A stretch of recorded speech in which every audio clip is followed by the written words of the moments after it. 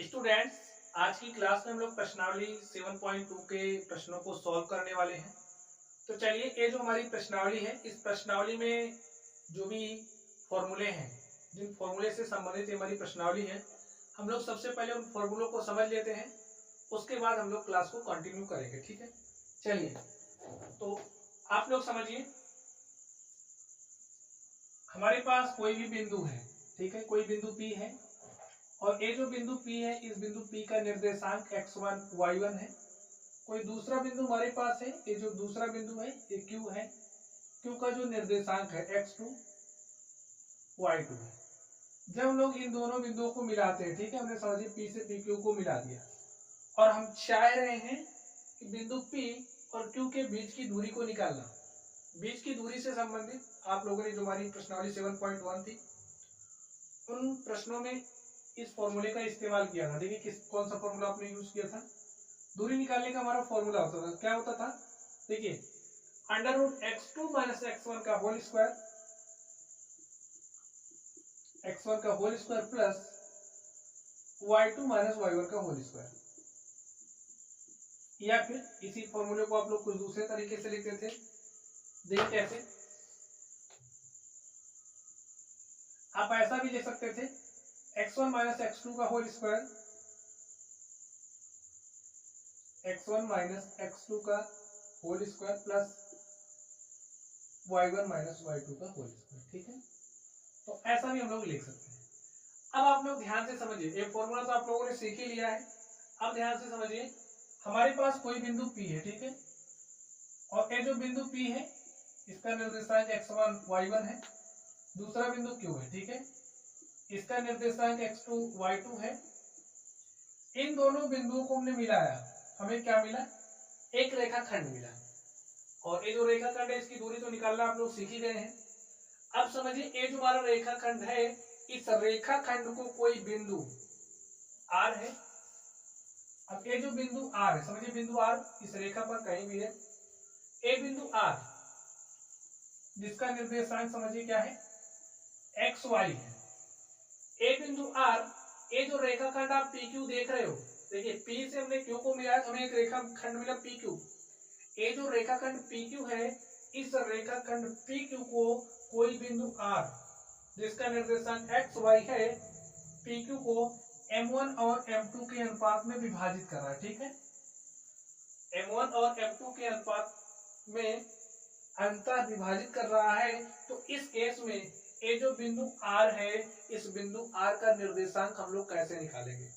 अब आप समझिए, अब हम चाह रहे हैं कि यहाँ पर ये जो बिंदु हमारा R है, जो इस रेखाखंड PQ को M1 और M2 के अनुपात में अंतर विभाजित कर रहा है, उस बिंदु R का निर्देशांक आप कैसे निकालोगे। इसके लिए हमारा फॉर्मूला होता है। देखिए, ये क्या है हमारा, आपको पता है, ये भुज होता है। ठीक है, ये पता है आपको, ये हमारी क्या होती है, कोटि होती है। ये भुज होता है, कोटि होती है। अब हम ये भुज यानी कि ये जो x है, इसको निकालना चाह रहे हैं। इसको निकालने का हमारा फॉर्मूला क्या होगा, देखिए, आपको लिखना है x इज इक्वल टू हमारा हो जाएगा m1, क्या हो जाएगा, m1। अब यहाँ पर आपने m1 लिखा और आप x निकाल रहे हैं m1, यहाँ पर आपको x2 लिखना है। ठीक है, यहाँ पर आपने 1 लिखा तो यहाँ पर 2, m1 x2 प्लस, अब आपको m2 लिखना है, m2, यहाँ पर आपने 2 लिखा तो यहाँ पर आपको x1 लिखना है। अपॉन में अनुपातों को जोड़ दीजिए, m1 प्लस m2। इस तरीके से ये जो हमारा भुज यानी कि x है, इसको हम निकाल सकते हैं। चलिए, अब समझिए, हमें इसको निकालना है। इसको निकालने का फॉर्मूला क्या हो जाएगा, कोटि को फॉर्मूला समझिए, यहाँ पर आप लिखोगे m1, यहाँ पर आपने 1 लिख दिया, y निकाल रहे हो तो y पर चलेंगे, तो m1 1 लिखा तो यहाँ पे 2 लिखना है, प्लस यहाँ पर आप m2 लिखिए। अब यहाँ पर आपने 2 लिखा और हम y निकाले तो y पर चलेंगे, y1 हो जाएगा, अपॉन में m1 प्लस m2। यही हमारा क्या हो गया, ये जो बिंदु आप R देख रहे हो, इस बिंदु R का निर्देशांक यानी कि भुज को निकालने का ये फॉर्मूला हो गया, कोटि को निकालने का ये फॉर्मूला हो गया।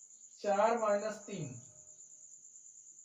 4 माइनस 3 को मिलाने वाले रेखाखंड को आप इन दोनों को मिला दीजिए, इस बिंदु को मिला दीजिए। तो जब हमने इन दोनों बिंदुओं को मिलाया तो एक रेखाखंड मिला।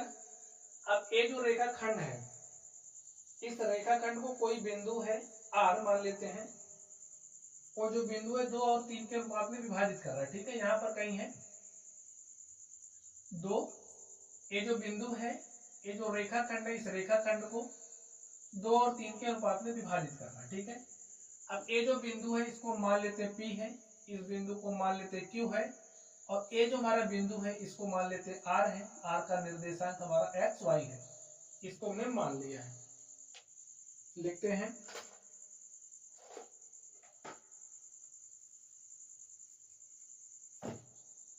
लिख लीजिए, माना वह बिंदु ये हमारा है R ऑफ XY है। ठीक है, अब यहां पर आप लोग ध्यान से देखिए, ये बिंदु P है, बिंदु Q है, बिंदु P को हमने Q से मिलाया तो हमारे पास एक रेखाखंड बना, और ये जो रेखाखंड बना इस रेखाखंड को ये जो बिंदु R है 2 और 3 के अनुपात में विभाजित कर रहा है। यहाँ से ये हमारा M1 इक्वल टू क्या हो जाएगा, लिखिए M1 इज इक्वल टू 2 हो जाएगा, ये हमारा M2 होगा, M2 इज इक्वल टू हमारे पास 3 है।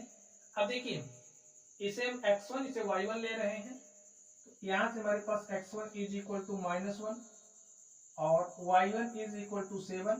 इस तरफ आप लोग ध्यान से देखिए, अगर हम x2 की बात करें तो x2 हमारा कितना है 4 है, y2 की बात करें तो y2 हमारा कितना है -3। चलिए फॉर्मूला आप लोग इस्तेमाल करिए, फॉर्मूला हमारा क्या होता है, लिखिए x इज इक्वल टू, हमारा फॉर्मूला होता है ना, x इक्वल टू क्या होता है m1, x निकाल रहे हैं, यहाँ पर हमने m1 लिख दिया है, तो यहाँ पर 1 आया तो यहाँ पर 2 आएगा, बस यहाँ पर आप m2 लिखिए और यहाँ पर x1 हो जाएगा अपॉन में m1 प्लस m2। फॉर्मूला आपको पता है। चलिए y निकालते हैं, y के लिए हमारा फॉर्मूला क्या होता है m1, यहाँ पर हमने 1 लिखा है, y यानी कि y की बात हो रही है, तो 1 के बाद यहाँ पर 2 m1 y2 plus m2 y1 upon में y m1 प्लस m2। अब आप लोग वैल्यूज रखिए और हल कर लीजिए इसको। यहाँ से आपको इस बिंदु का निर्देशांक मिल जाएगा। m1 का मान 2 रखना है तो यहाँ पर 2 रखिए, इनटू में x2 का मान कितना 4 है, प्लस m2 का मान कितना 3 है, इनटू में x1 का मान कितना देखिए -1 है, अपॉन में m1 प्लस m1 का मान 2 है, m2 का मान 3 है, 2 प्लस 3। हल करिए इसको, 2 को हमने 4 से मल्टीप्लाई किया, 2 चौके 8 हो गया। अब यहाँ पर देखिए 3 को -1 से मल्टीप्लाई करेंगे तो -3 आएगा, और यहाँ पर प्लस है, यहाँ से -3, तो प्लस माइनस हो जाएगा माइनस, यहाँ पर 3, और हमने 2 में 3 को जोड़ा 5 आ गया, 8 में से 3 घटाया 5 बटे में 5, और 5 को 5 से काटेंगे तो 1 आ गया। अब आप इस तरफ ध्यान से देखिए क्या हो जाएगा, y बराबर m1 का मान क्या रखना है 2, तो यहाँ पर हमने 2 रखा, y2 कितना है देखिए, y2 का मान -3 रखना है, तो यहाँ पर हमने -3 रखा, प्लस m2 का मान देखिए 3 है, तो यहाँ पर हमने 3 रखा, इनटू में y1 का मान है 7, तो यहाँ पर आपको 7 रखना है, अपॉन में m1 प्लस m1 का मान 2 है, m2 का मान 3 है, हो जाएगा 2 प्लस 3। हल करिए इसको, 2 को -3 से मल्टीप्लाई करेंगे तो -6 हो जाएगा, प्लस लिखिए 3 को हमने 7 से मल्टीप्लाई किया, 3 से 21 बटे में 2 प्लस 3 यानी कि 5 हो गया। हल करिए इसको, -6 प्लस 21 तो कितना आएगा देखिए 15 बटे में 5, 5 के 5, 5 या 15, और स्टूडेंट y का मान आ गया 3। ठीक है, यहाँ से हमारे पास x का मान आया है 1 और y का मान आया है 3। लिख दीजिए, अतः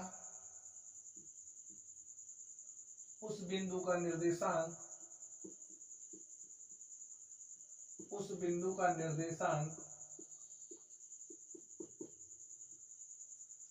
कितना है? x के स्थान पर आपको कितना रखना है?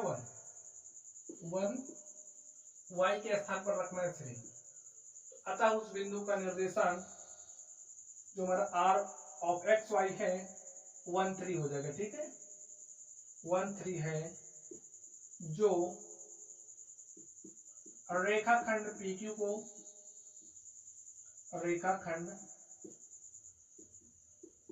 को 2 और 3 के अनुपात में विभाजित करता है।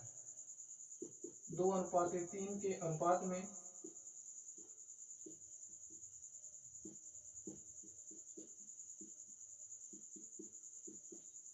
विभाजित करता है। स्टूडेंट, इस तरीके से जो हमारा क्वेश्चन नंबर 1